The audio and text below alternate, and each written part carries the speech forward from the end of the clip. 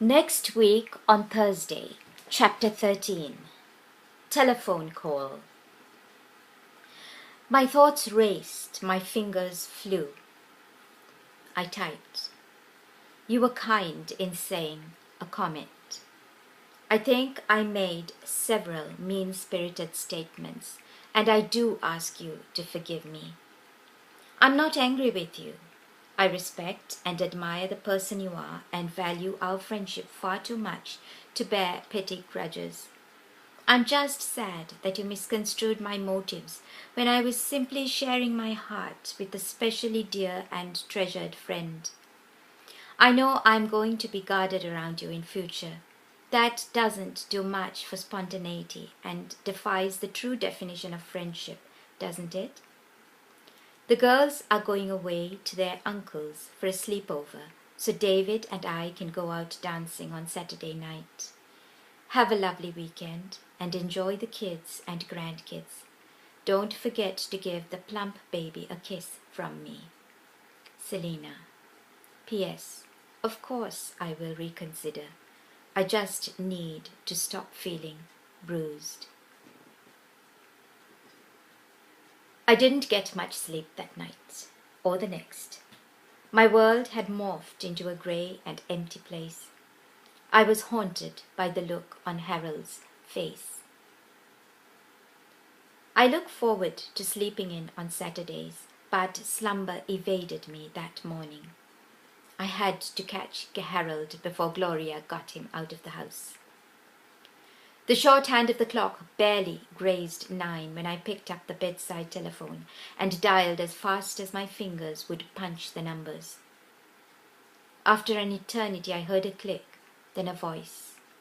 I couldn't make out the greeting. Harold? How on earth? He must have seen the name on the call display. He sounds like Pauline. No time for platitudes and niceties. I dived right in. I said a lot of unkind things yesterday, I said. My contrition pricked at my eyelids. I am so sorry. Would you find it in me to forgive me, please? It would break my heart to lose your friendship. A second click, and a woman's voice came on saying, Hello? Gloria on the extension. Gloria, it's me, Selena. I reacted as pleasantly as I was able. There was an urgent matter I had to discuss with Harold. Oh, okay, I'm sorry. I thought the call was for me. Her voice was crisp. She sounded irritated. I felt a worm for intruding on their weekend. A third click, and she replaced the receiver. The twinge of discomfort expanded and flowered violently. Who cares? Keep going. I resumed my impassioned monologue. I overreacted.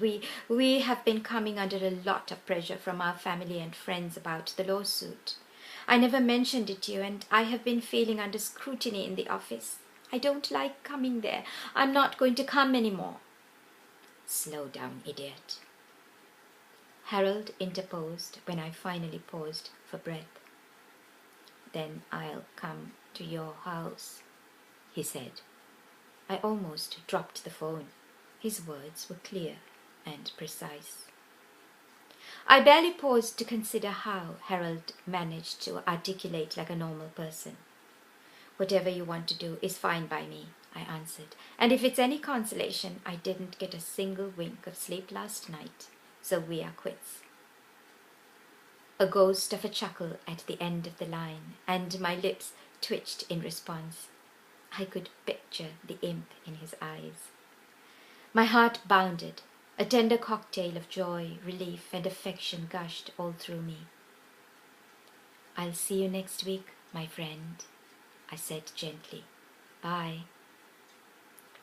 Harold's reply to my email came from his office on Monday afternoon. There you go again, he wrote, a typical female, dwelling on the expression, a comment. I wish I could only use words that please you. I guess I'm only a man. It's too late for that surgery. A continuing relationship while you withhold from me the pleasure of your work is hurtful. You hurt me more by tearing up the works that you had left with me than by your words. Sticks and stones. I want to see you on any terms, but limiting your openness would be hurtful. Where can we start again? I don't want a completely selfish agreement where I only take from you and never give back. That's what I believe distinguishes me from others. I care. Love, Harold. Joy poured over me like rain. My heart sang as my fingers found the keyboard. I wrote, "Let's start over again. I would like that." I am free most afternoons, but I don't feel comfortable sitting in your office anymore. I've mentioned this to Gloria. Until we meet again, much love, Selena. P.S. If it's any consolation, I've punished myself as much as I punished you. I'm sorry, I can't help being a woman.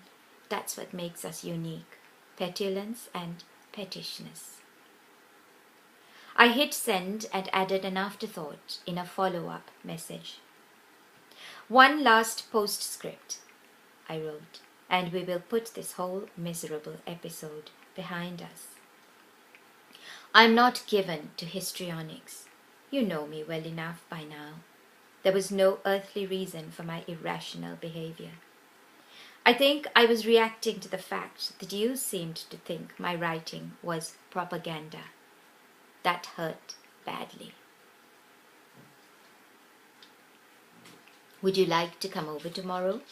The twins get home at 3:30 and I get busy after that, but any time between 1 and 3 p.m. is fine. Only if Gloria is not uncomfortable about it, though. Will you bring your laptop with you so we can chat? Love, Selena." The clouds rolled away. The sun shone again. I was deliriously happy. To be continued.